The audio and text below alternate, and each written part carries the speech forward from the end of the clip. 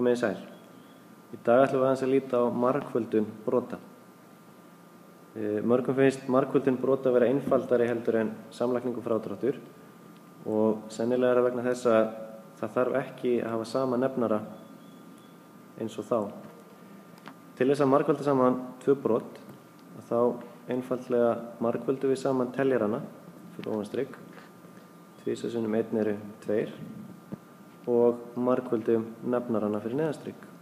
Og 3 sinnum 2 eru 6. Þetta er næstum því svona einfalt. Það eina sem við eigum eftir að gera núna er að stytta brotið. Við skilum alltaf svörum fullstyttum. Við erum búin að fjalla um það í öðrum myndbandi.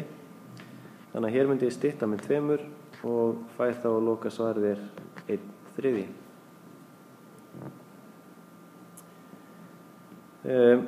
Þar sem við ætlum að stytta alltaf svörin, þá er hægt að fara aðra leið sem ég ætla að sýna ykkur hér. Hún felst í því að stytta áður en við margföldum saman.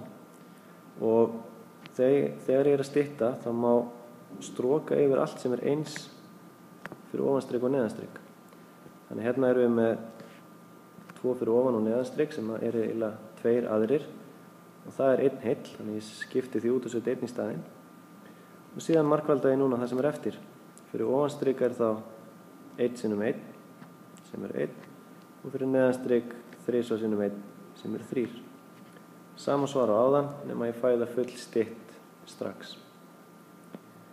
Og einhver kann að spyrja af hverju má ég margfalda í kross, af hverju má ég stytta út það sem er í sikkurum brotunum. Og svarið felst í því að víxlreglan sem við vonandi muni eftir, hún gildir í margföldun. Þannig að 2/3 sinnum hálfur að ég gæti allt eins víxlaði sem tölum hér og skrifað 2 aðrir sinnum 1/3. Og hér er þetta ekki lengur í kross heldur fyrir ofan og neðan hvort annað. Sem sagt, aðalatriðið er að við getum strókað út það sem er eins fyrir ofan strik og neðan strik, hvort sem það er beint fyrir ofan eða á ská og margföldum síðan það sem er eftir. Kíkjum á annað dæmi sem að myndi hreinlega borga sig að stytta fyrst vegna þess að ef ég ætla að margfalda beint saman þetta hér þá fengi ég rosalega háar tölur til að vinna með. Þannig að ég gæti svo sem gert 15 sinnum 14 og fengi 270 og fyrir neðanstrik 35 sinnum 22 og fengi 770. Þetta er reyndar 210 á þetta að vera. Það skiptir ekki máli, ég er samt sem áður með mjög háar tölur og ekkert spennandi að fara að stytta þetta. Þannig að ég vil frekar nota hina leiðina sem er að stytta áður en ég margfalda saman. Og þegar ég stytti þetta, þá ætla ég að frumþátta tölurnar fyrst, því þá er auðveldara að stytta. Þannig í staðinn fyrir 15, þá get ég skrifað 3 sinnum 5. Og í staðinn fyrir 35, þá get ég skrifað 5 sinnum 7. Síðara brotið, í staðinn fyrir 14, þá get ég skrifað 2 sinnum 7 og í staðinn fyrir 22 get ég skrifað 2 sinnum 11. Og síðan er næst að skrifa strik yfir allt sem er eins uppi og niðri. 5 fimmtu, það er 1 heill. 7 sjöundu, það er 1 heill. 2 aðrir, það er 1 heill.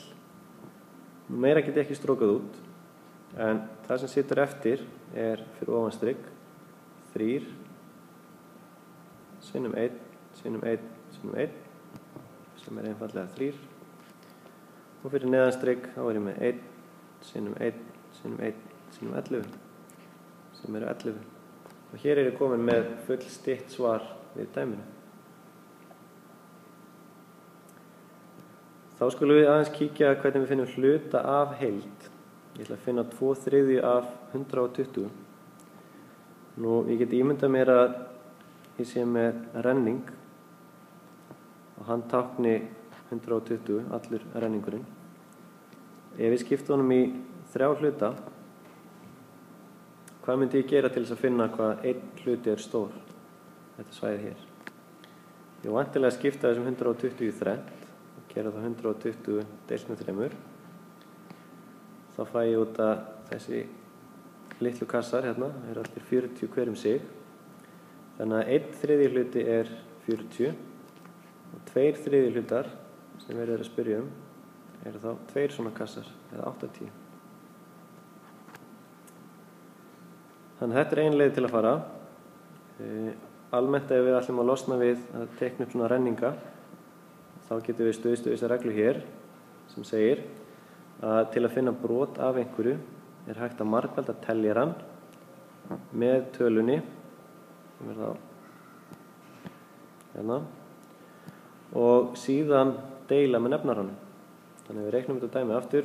Ég ætla að finna 2/3 af 120 margfalda teljarann sem 2 með tölunni sem 120 og deili síðan með 3. Út úr þessu myndi ég fá sjálfsögðu sama svar, eða 80. Nú kemur að því að finna brot af öðru broti. Þá getum við nota reglu sem hljóðar svo að til að finna brot af broti, hluta af broti, þá má einfaldlega margfalda þau saman. Þannig að til þess að leysa þetta dæmi þá geri ég 1/3 sinnum 1/4.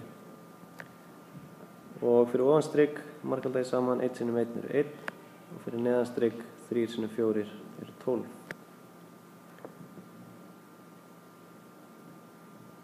Kíkjum þá á í lokin myndræna framsetningu á hvers vegna það virkar að margfalda þetta saman.